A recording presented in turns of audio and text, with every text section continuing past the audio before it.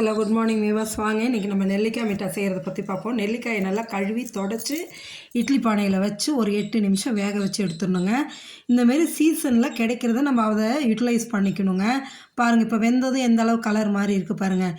இதை அப்படியே எடுத்து ஒரு பிளேட்டில் வச்சு 1 மணி நேரம் ஆற வச்சுருங்க. நல்லா ஆற வச்சுட்டு இதை நம்ம உதுத்து எடுக்கணும். சரிங்களா?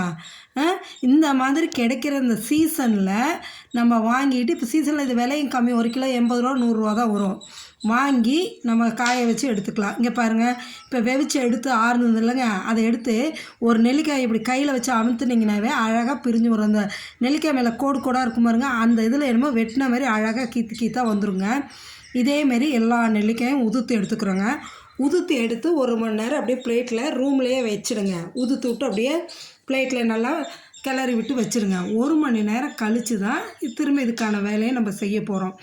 இதை நீங்கள் செஞ்சு நீங்கள் வீட்டில் ப்ரிசர்வ் பண்ணி வச்சுக்கிட்டிங்கன்னா வெயில் காலத்தில் குழந்தைங்களுக்கு அப்பப்போ 4 எடுத்து கொடுக்கலாம். இது விட்டமின் சி நிறைஞ்சதுங்க.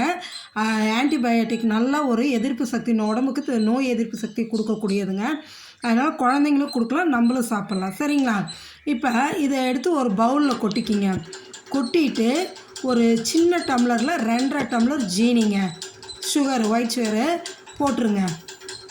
போட்டு இந்த நாட்டு சர்க்கரையிலையும் செய்யலாங்க. கடையில் கிடைக்கிற மாதிரியே உங்களுக்கு காமிக்கணுங்கிறதுக்காக நான் ஒயிட் சுகர் போட்டிருக்கேன். நாட்டு சர்க்கரை போட்டு ஒரு நாளைக்கு செஞ்சு காமிக்கிறேன். இது கடையில் நம்ம வாங்குறதோடவே அப்படியே உங்களுக்கு காமிக்கணுங்கிறதுக்காக செஞ்சேன். 2.5 டம்ளர் இந்த குட்டி டம்ளரில் ஜீனியை போட்டு நல்லா கையால் பெரட்டி விடுங்க. ஃபுல்லாக பெரட்டி விட்டுட்டு அப்படியே என்ன பண்ணுறீங்கன்னா ஒரு மூடியை போட்டு மூடி வச்சிடுறீங்க. ஒரு நைட் ஃபுல்லாக அப்படியே இருக்கட்டுங்க.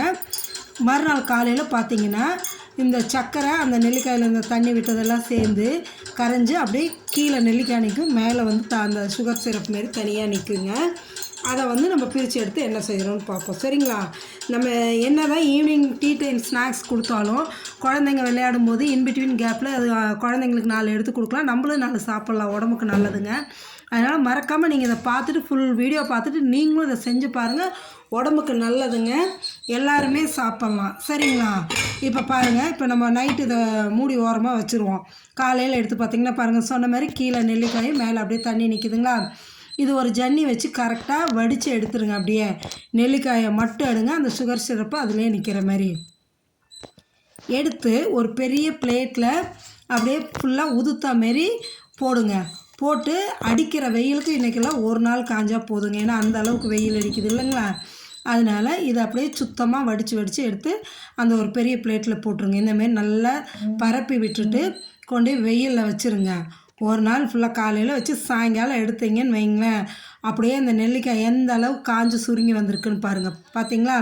இது 3/4 பதம் தான். இந்த அளவு இருக்கும்போதே நம்ம எடுத்துகிட்டு அடுத்த ப்ரிப்பரேஷன் பார்ப்போம்.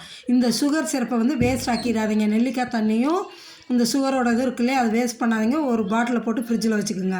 இந்த 1 டம்ளர் சர்க்கரையை நைஸாக பவுடர் ஆக்கியிருக்கோம். அந்த சுகர் பவுடரை எடுத்து இந்த நெல்லிக்காய் மேலே போட்டு நல்லா பெசரி விடணுங்க. கையாலேயே நல்லா அமுத்தி பெசரி விடுங்க.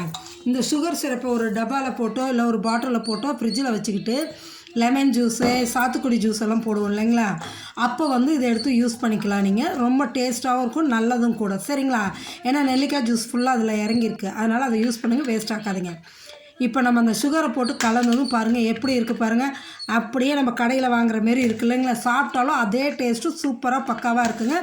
இதை ஒரு ஏர்டைட் கண்டெய்னரில் நீங்கள் போட்டு வச்சுட்டு டெய்லி 4 குழந்தைங்களுக்கும் கொடுக்கலாம், நீங்களும் சாப்பிட்லாங்க. உடம்புக்கு ரொம்ப நல்லது. இதுதான் நம்ம ஸ்டைலில் செய்கிற நெல்லிக்காய் மிட்டாய். கடையில் கிடைக்கிற மாதிரியே இருக்கும். நீங்கள் பாருங்கள், செஞ்சு பார்த்துட்டு சாப்பிட்டுட்டு சொல்லுங்கள். சரிங்களா? கமெண்ட் செக்ஷனில் எப்படி இருந்ததுன்னு.